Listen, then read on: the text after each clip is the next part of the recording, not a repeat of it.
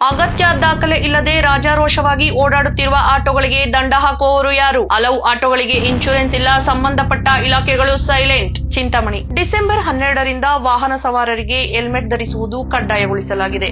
ಇದರ ಬೆನ್ನಲ್ಲೇ ಚಿಂತಾಮಣಿ ನಗರ ಹಾಗೂ ಗ್ರಾಮಾಂತರ ಪ್ರದೇಶಗಳಲ್ಲಿ ಹಲವು ಆಟೋಗಳಿಗೆ ಅಗತ್ಯ ದಾಖಲೆಗಳಿಲ್ಲ, ಒಂದು ಇದ್ದರೆ ಮತ್ತೊಂದು ಇಲ್ಲ.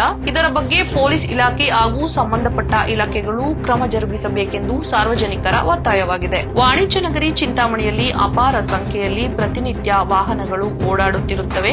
ಅದರಲ್ಲಿ ಹಲವು ಆಟೋಗಳಿಗೆ ಇನ್ಶೂರೆನ್ಸ್, ಪರ್ಮಿಟ್, ಎಫ್ಸಿ ಹಾಗೂ ಅಗತ್ಯ ದಾಖಲೆಗಳಿಲ್ಲದೆ ರಾಜಾರೋಷವಾಗಿ ಓಡಾಡುತ್ತಿದ್ದರೂ ಪೊಲೀಸ್ ಇಲಾಖೆ ಮಾತ್ರ ಅವರಿಗೆ ಏನೂ ಗೊತ್ತಿಲ್ಲದಂತೆ ಸೈಲೆಂಟ್ ಆಗಿದ್ದಾರೆ. ಕೆಲ ದಿನಗಳ ಹಿಂದೆ ಪೊಲೀಸ್ ಇಲಾಖೆ ನಗರ ಭಾಗದ ಆಟೋಗಳಿಗೆ ಇನ್ಶೂರೆನ್ಸ್, ಎಫ್ಸಿ, ಪರ್ಮಿಟ್ ಸೇರಿದಂತೆ ಅಗತ್ಯ ದಾಖಲೆಗಳನ್ನು ಸರಿಪಡಿಸಿಕೊಳ್ಳಬೇಕೆಂದು ಎಚ್ಚರಿಕೆ ನೀಡಿದ್ದರು. ಇದಕ್ಕೆ ಕ್ಯಾರೆ ಎನ್ನದ ಆಟೋಗಳು ನಗರ ಭಾಗದಲ್ಲಿ ರಾಜಾರೋಷವಾಗಿ ಓಡಾಡುತ್ತಿವೆ. ಚಿಂತಾಮಣಿ ನಗರ ಭಾಗದಲ್ಲಿ ಸುಮಾರು 1000ಕ್ಕಿಂತ ಹೆಚ್ಚು ಆಟೋಗಳಿದ್ದು ಹಲವು ಆಟೋಗಳಿಗೆ ಸುಮಾರು ವರ್ಷಗಳಿಂದ ಇನ್ಶೂರೆನ್ಸ್, ಎಫ್ಸಿನೇ ಇಲ್ಲದಂತಾಗಿದೆ. ಇಂತಹ ಆಟೋಗಳಿಗೆ ಒಂದು ವೇಳೆ ಅಪಘಾತವಾದರೆ ಏನು ಕತೆ ಎಂದು ಸಾರ್ವಜನಿಕರ ಪ್ರಶ್ನೆಯಾಗಿದೆ. ಆಟೋಗಳಿಗೆ ಇನ್ಶೂರೆನ್ಸ್, ಎಫ್ಸಿ ಹಾಗೂ ಅಗತ್ಯ ದಾಖಲೆಗಳು ಇದ್ದರೆ ಅಪಘಾತವಾದ ಸಂದರ್ಭದಲ್ಲಿ ಬಹಳಷ್ಟು ಅನುಕೂಲವಾಗಲಿದೆ. ಈಗಲಾದರೂ ಸಂಬಂಧಪಟ್ಟ ಇಲಾಖೆಯವರು ಅಗತ್ಯ ದಾಖಲೆಗಳು ಇಲ್ಲದ ಆಟೋಗಳನ್ನು ಹಿಡಿದು ದಂಡ ಹಾಕಿ ಕ್ರಮ ಜರುಗಿಸಲು ಮುಂದಾಗುತ್ತಾರೋ ಇಲ್ಲವೋ ಕಾದು ನೋಡಬೇಕಾಗಿದೆ. ನನ್ನ ಹೆಸರು ಬಾಬು ಅಂತ ಹೇಳ್ಬಿಟ್ಟು, ನಾಳೆಯಿಂದ ಹೆಲ್ಮೆಟ್ ಕಡ್ಡಾಯ ಮಾಡಿದೆ ಸರ್ಕಾರ. ಕಡ್ಡಾಯವಾಗಿ ಕಾಟಾಚಾರಕ್ಕೆ ಮಾಡಬಾರ್ದು.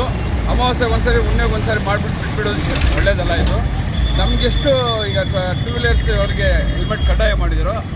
ಆಟೋ ಇನ್ಶೂರೆನ್ಸು, ಡಾಕ್ಯುಮೆಂಟ್ ಎಲ್ಲ ಪರ್ಫೆಕ್ಟ್ ಆಗಿರಬೇಕು. ಅದರಲ್ಲಿ ಹೋಗೋರಿಗೆ ಸುರಕ್ಷೆ ಇರಬೇಕಾಗುತ್ತೆ. ಅಮಾವಾಸ್ಯೆಗೆ ಹುಣ್ಣಿಮೆಗೆ ಮಾಡಿಬಿಟ್ಬಿಡೋದು ಚೆನ್ನಾಗಿರಲ್ಲ. ಇದು ಕಡ್ಡಾಯವಾಗಿ ಪಾಲನೆ ಮಾಡಬೇಕದು.